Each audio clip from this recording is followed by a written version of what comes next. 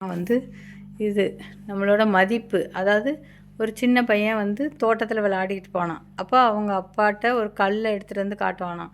அந்த கல் கொஞ்சம் வந்து தக தக தகன்னு மின்னுமா. அப்போ இது என்ன கல்லுப்பா, இதோட வேல்யூ என்ன அப்படின்னு சொல்லி கேட்டோன்னா அவங்க அப்பா சொல்லுவாராம், நாளைக்கு நம்ம பக்கத்தில் ஒரு மார்க்கெட் இருக்குது, அந்த மார்க்கெட்டில் போய் பாரு, இந்த கல்லை வச்சுக்கிட்டு நில்லு, யாராவது ஏதாவது கேட்டால் 2 விரலை மட்டும் காட்டு, திரும்பி வந்துரு, கொடுக்காத அப்படின்னு. சரின்ட்டு அதுமாதிரி பக்கத்தில் ஒரு மார்க்கெட் இருக்குமா, சந்தை. அங்கே போய் இந்த கல்லை இப்படி கையில் வச்சுட்டு போனான்.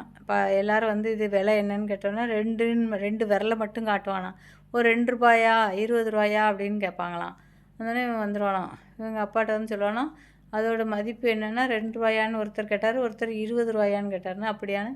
சரி, இதோட மதிப்பு எவ்வளோ போனால், சரி நாளைக்கு வந்து இங்கே பக்கத்தில் வந்து ஒரு இது இருக்குது, மியூசியம் இருக்குது, அந்த மியூசியத்தில் போய் நின்றுக்கிட்டு இந்த கல்லை வச்சுக்கோ. அப்போ அவங்க கேட்டாலும் இதே 2 காட்டு அப்படின்னு. சரின்னு சொல்லிட்டு மறுநாள் அவன் வந்து அந்த மியூசியத்துக்கு போய் வச்சுட்டு இருப்பான் அந்த கல்லை. அப்போ அங்கே உள்ளவங்களாம் இந்த கல் நல்லாயிருக்கே, இது ரேட் என்ன அப்படின்னு சொல்லி கேட்பாங்களாம். அதேமாதிரி 2 விரலை மட்டும்தான் காட்டுவானா. அப்போ அவங்க சொல்லுவாங்களாம், இப்போ 20,000மா, நான் 20,000 தரேன், இந்த கல்லை விலைக்கு தர முடியுமா அப்படின்னு சொல்லி கேட்பாங்களாம்.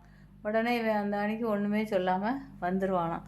சரின்னு சொல்லிட்டு அவங்க அப்பாட்ட வந்து சொல்லுவானா, எப்போ அதேமாதிரி சொன்னேன், அந்த 2ன்னு காட்டினோன்னே அப்போ 20,000மான்னு சொல்லி கேட்டாங்க, நான் வந்துட்டேன் அப்படின்னு சொன்னோன்னே, சரி இதோட உண்மையான மதிப்பு என்னென்னு, சரி அப்படின்னு சொல்லிட்டு அவர் சொல்லலாம், நாளைக்கு வந்து பக்கத்தில் ஒரு நகைக்கடை இருக்குது, நீ அங்கே போய் நின்றுக்கிட்டு அதே மாதிரி 2 விரலை மட்டும் காட்டிட்டு வான்னு சொல்லுவாராம்.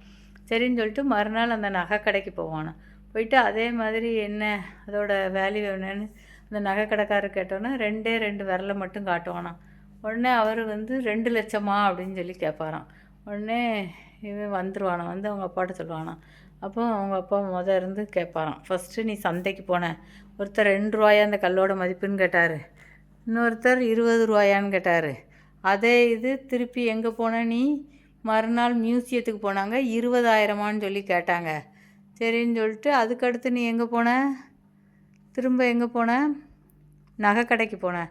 அப்போ அதோட மதிப்பு 2 லட்சம். இப்போ இதிலேருந்து உனக்கு என்ன புரியுதுன்னா, நம்ம இருக்கிற இடத்த பொறுத்து தான் நம்மளோட மரியாதை கூடுது. அப்போ நம்ம வந்து எந்த இடத்துல இருக்கணுங்கிறத நம்ம முடிவு பண்ணிக்கணும். நம்ம யார் கூட இருக்கணும், நம்ம எந்த இடத்துல இருக்கணுங்கிறத நம்ம இருக்கிற இடத்த வச்சு தான் மற்றவங்க நம்மளை மதிப்பாங்க. அதனால் நம்ம மதிப்புங்கிறது வந்து நம்ம சேர்கிற இடத்த பொறுத்தது. பூவோடு சேர்ந்த நாரும் மணக்கும். அது மாதிரி தான் நம்மளோட லைஃப்பும், நம்ம யார் கூட சேர்ந்து எப்படி இருக்கோங்கிறத பொறுத்து தான் நம்ம லைஃபே இருக்கும். புரிஞ்சுதா? நன்றி, வணக்கம்.